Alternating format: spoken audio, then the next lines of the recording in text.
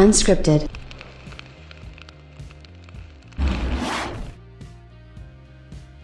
I tell you what, next gen sure is heating up. I'm there for it. I can't wait. I'm excited. My OLED TV is here. Check. My HDMI 2.1 cables are coming. Check. My pre-orders are in and paid for. Double check. I am ecstatic with how things are going. Now, with such a downtime in the world, obviously with a lot of things going on, it's still okay to get excited by things like video game releases, console releases, and I am stoked. I am completely ecstatic and excited about what's coming up.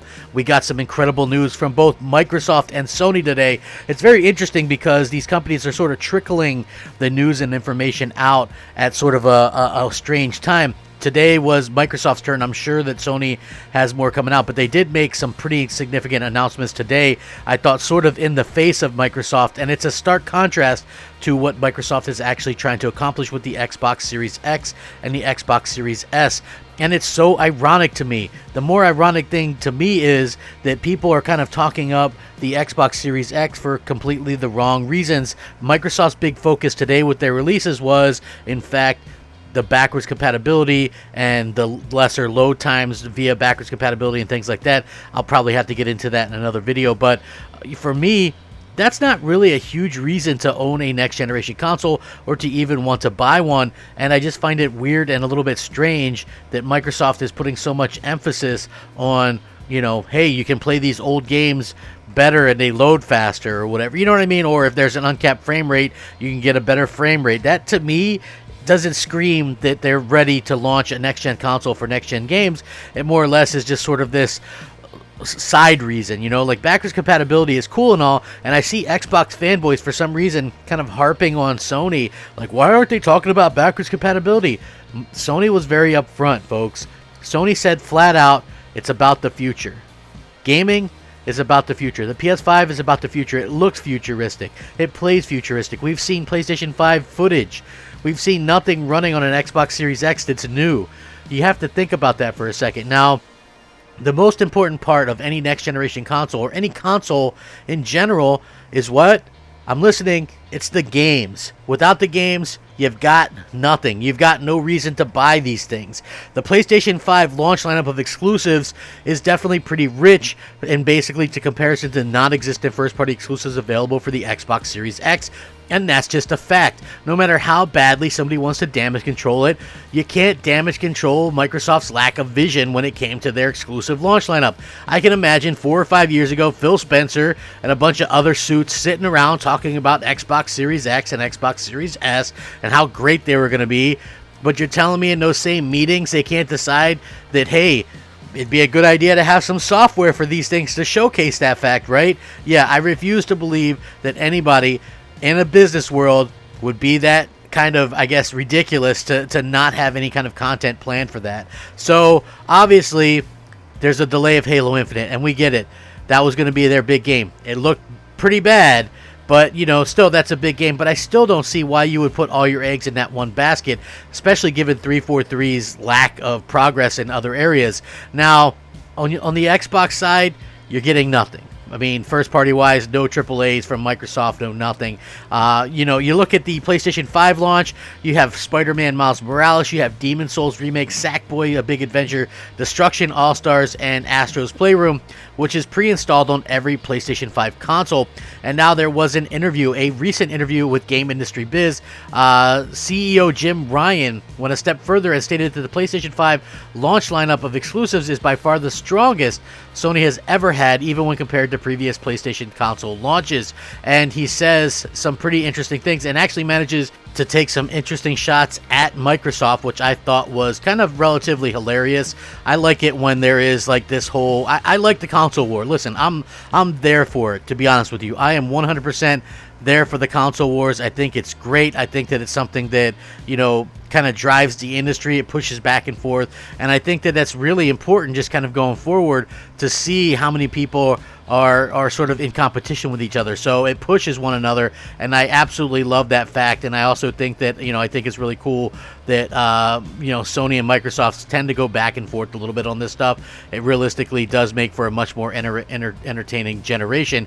But Jim Ryan flat out says, and I quote, "We intend to keep that going and to love and respect the PlayStation 4 community, while at the same time recognizes that millions of gamers are ready to and want to move into a world of game experiences that are only possible on PS5. It was nice to be able to demonstrate that again. Here, Worldwide Studios is excelling, and the lineup of exclusive games, either at launch or in the launch window, is by far the strongest that we've ever had on any new console. We tried to give a sense of that. You would certainly get the progress that has been made with the games you saw a few months back. That was a real substance to the demonstrations. They were really strong and powerful presentations, and they're very important to us.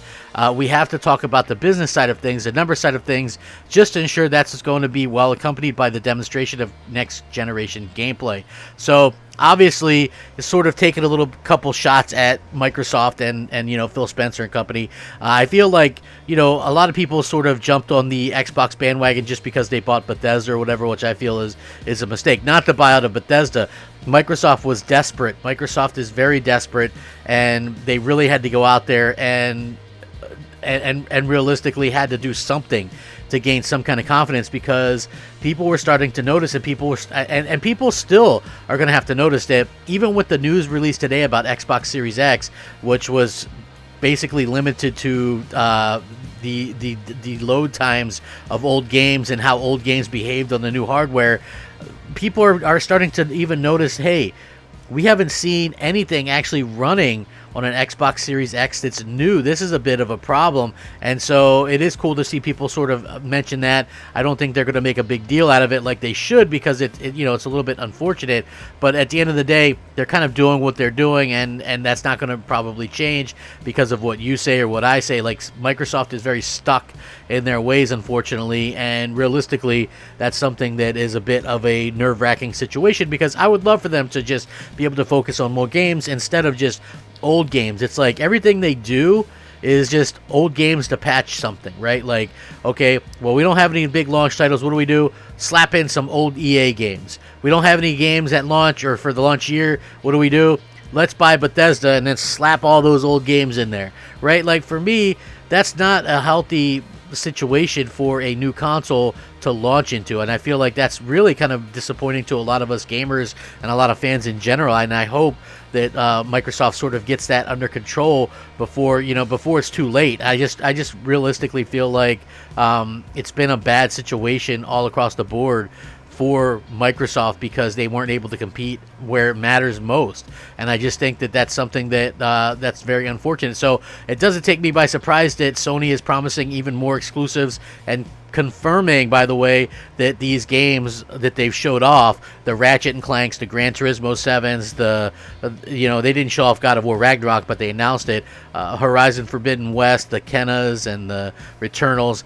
These games are all still confirmed for 2021, in a year where Microsoft, in terms of what they have scheduled for 2021, is limited to possibly Halo, maybe, but could not, or maybe it will. We don't really know, because they're pretty tight-lipped about it. And again, if there was some kind of magical game or magical games that Microsoft had that were close to launching, wouldn't they have already said something about it? Wouldn't they have already showed that off? Like, literally, the stuff that they showed off is, stuff that's pretty significantly far away, and I've kind of ran down the list. Like, I'm excited for Avowed, you guys. I'm excited for, Fable. I love Fable. I'm excited for Forza Motorsport. I'm excited for Halo. I'm excited for all that stuff. The problem is, when is that going to come? Halo possibly at the end of 2021. They could get delayed into 2022. And I think like Avowed and Fable are 2023, and Forza Motorsport possibly earliest late 2022. But it could be 2023. So we're realistically looking at a situation where these games could be extremely far behind. And I just feel like Sony has much better plans. Listen, Sony learned something, okay? You can sit there and you can hate on Sony, and you can think Sony sucks or whatever, or think that Microsoft, quote-unquote, won because they bought Bethesda. But you have to keep in mind, Bethesda games were very much underperforming recently.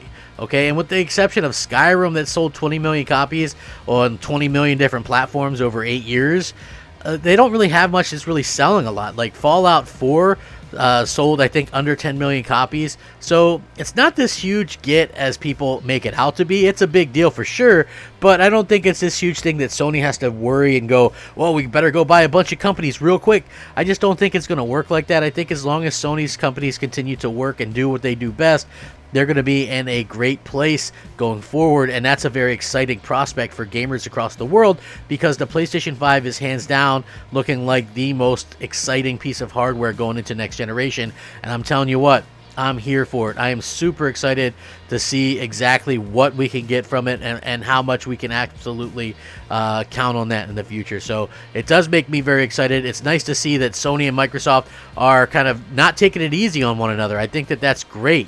I think that that's great that they're going after each other. That's the way it should be. That's business, folks. That's Business 101. I will link this in the description. You can check it out. Heck of an interview. He does take some pot shots at Microsoft. I love it. Maybe you guys will love it too. Take some time to peruse it down in the description below. Thank you for joining me today. This is Crapgamer Reviews. Please take a minute to consider subscribing. I would really appreciate it. Please like the video. A simple like goes an extremely long way with me. Please stay safe, happy, healthy, all that kind of good stuff. I really mean it. Thank you for all the support. Shout out to all the old subscribers, new subscribers, and everybody in between. You're amazing. Hit me up on Twitter. Hit me up on PSN, Xbox Live. I'll respond to everybody. Rack 'em up. Game on, my friends. Game on.